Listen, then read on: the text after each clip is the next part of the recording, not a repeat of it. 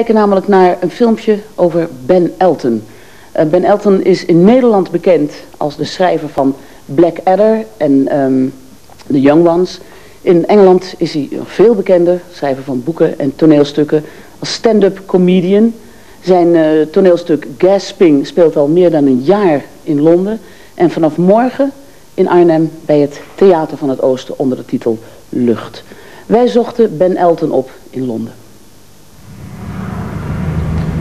These poor dupes, suckled on a diet of motoring images of freedom and individual triumph, convinced by generations of car makers, oil men and politicians that the car is the ultimate symbol of individual freedom and self-expression, simply can't believe that the car is also a terrible trap.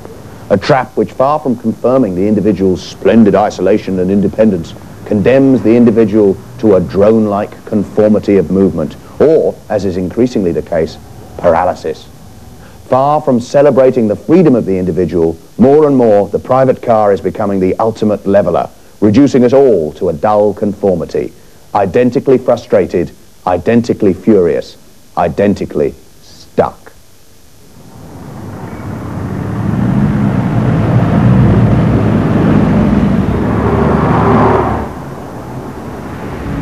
I think cars are great, but isn't it funny that this symbol of freedom, you see an advert for a car, the car's going through beautiful countryside, the music's playing. How often do you do that in a car? Normally you're sitting there furious, you know, there's a traffic jam, you're shouting at people, the anger.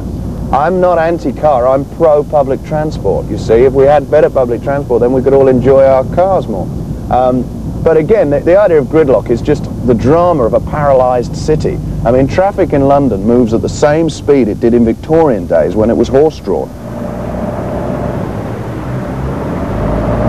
When I say you have to do more than say peace, man, I mean you've got to get up and you've got to join the debate and you've got to fight. You know that in England, that is an insult, you know? Yeah. So it's a little pun. You have to do more than stick up two fingers and say peace. You know, that means, well, it's a very rude sign. Like a doctor doesn't go home and read a medical directory, you know, and a mechanic doesn't go home and get under a car. I mean, comedy is part of my life. I love Woody Allen. I don't know if you know, Morecambe and Wise are my favourite British comedians. I like silly comedy, the Pythons. You're saying that you're basically sad? No, not at all. No, I'm basically very happy. What I'm saying is that comedy is not my recreation. It's my job. So if I'm going to rent a video, yes, I might rent a Woody Allen film or Airplane or something, but I might just as well rent something that wasn't funny. But probably the finest comic brain working in film, I would say, would be Woody Allen now. And in television terms, Absolutely Fabulous was my favourite programme from last year. Jennifer Saunders, an old friend of mine, and I think that was a great piece of work. But I don't have comic heroes in that respect, I'm not obsessed with comedy. I'm a writer, really. I mean, when I perform on stage, it's my own work. I write all my own gear, and I really only see stand-up comedy as another medium for comedy writing. I mean, if I just choose to write a novel or a play, or indeed a stand-up routine or a television sitcom, it's all grist to the mill. It's all writing comedy for me. So I'm a writer. That's what's on my passport. But the thing that makes me most famous over here, I'm quite well known in Britain, is my stand-up comedy. And sometimes that means that they don't you write a novel and they think it's very surprising. A comedian writes a novel. But I think, you know, when I'm a comedian, I'm a writer too.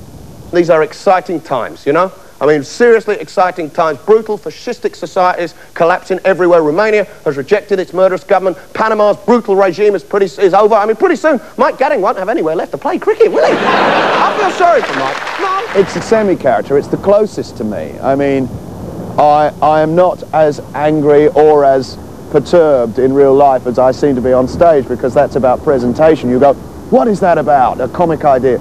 Be it something small like the fact that those metal teapots where the handle is too hot to pick up the teapot or whatever, you know, obviously my outrage is greater on stage, or it could be privatisation of rail, it could be anything I'm talking about. It's a bigger version of me. I'd be completely exhausted in my life if what I do on stage, I did all the time off stage. But it's a performance desire to write. I've always wanted to write. So, you know, if I don't do it for a few weeks, I kind of feel the need. I begin to feel a bit guilty after a few weeks.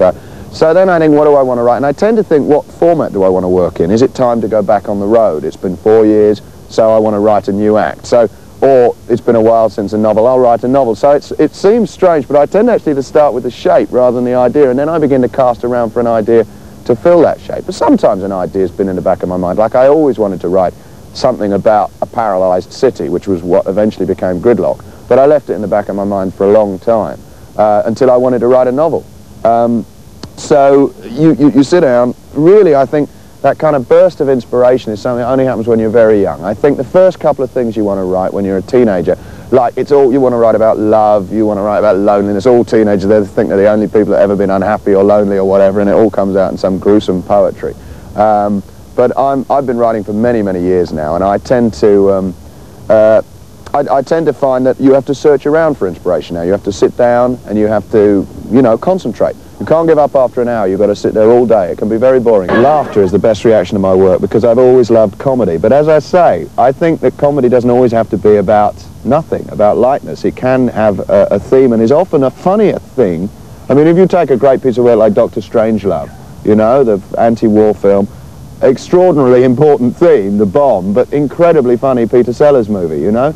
I'm not suggesting my work's as good as that or similar, but the first reaction is laughter. If I set out to tell you what to think, I will fail. I'll be patronising you. You will be alerted to a boring person haranguing you. But if I set out to express myself as best I can, then you may be interested. You may be interested in what I have to say. So I hope, obviously, when people take away from my work, as with Stark and Gridlock, some themes and some ideas, and perhaps younger people get involved in Greenpeace and things, as has happened, I am delighted. But if I'd set out with that intention, I would fail. They would spot a bore. You know, the best I can do is use my own concerns and delights to express myself and hope it moves you. And the first thing is the laughter. That's a moving thing, laughter. And the adventure, hopefully the story carries you along too.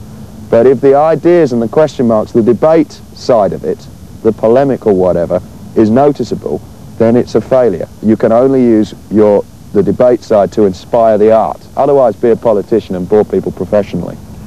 I don't see myself as there to lay down the law on a subject, to tell you what to think about it, to hit something. I mean, for me, a comic idea is many-faceted, and there are good sides to it and bad sides to it. So take, you know, the grand theme of the environment. There is much to celebrate and much to be fearful of.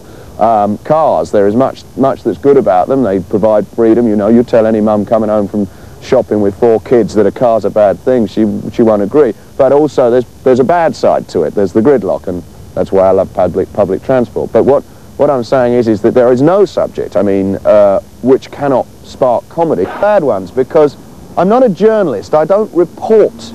You know, I don't say, oh, I'll use that Dutch fellow I met. I'll put him in a novel. He was interesting. I don't do that. I don't take notes on my life, you know, but everything this conversation will one day re-emerge in some way.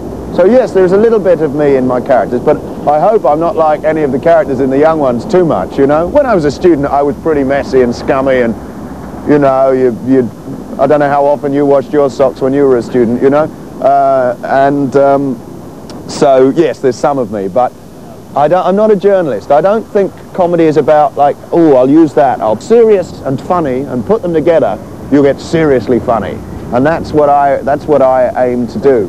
So no, I don't think my work is difficult for the reader. I think it's, I think in the long run it's hopeful and life enhancing. But as I would like myself to be, and I hope the future for myself and my friends and family and everyone. But you know, there is a doomy side to it, because that's important to have that side. So the grand industrialist, the chief in the play, his name is the Chief, is facing his staff and explaining his vision. He says the air is a natural resource, like food or coal. Is the grocer or the coal man wrong for selling his wares? And yet people need food and warmth as much as they need air. It seems that a man is to be allowed to put bread on his table, clothes on the backs of his children, buy land upon which they can run and play, and yet he is to be denied the chance to provide fully and properly for his family the most basic human prerequisite of the lot, the wherewithal to breathe. Denied that chance for fear that some hypothetical freeloading dropout may find himself momentarily short of breath. This is more than a business venture. This is a moral crusade. Zijn kinderen eigenlijk onschuldig Of zijn ze alleen maar onbeschreven en onbevangen? Zo'n soort vraag hangt boven twee tentoonstellingen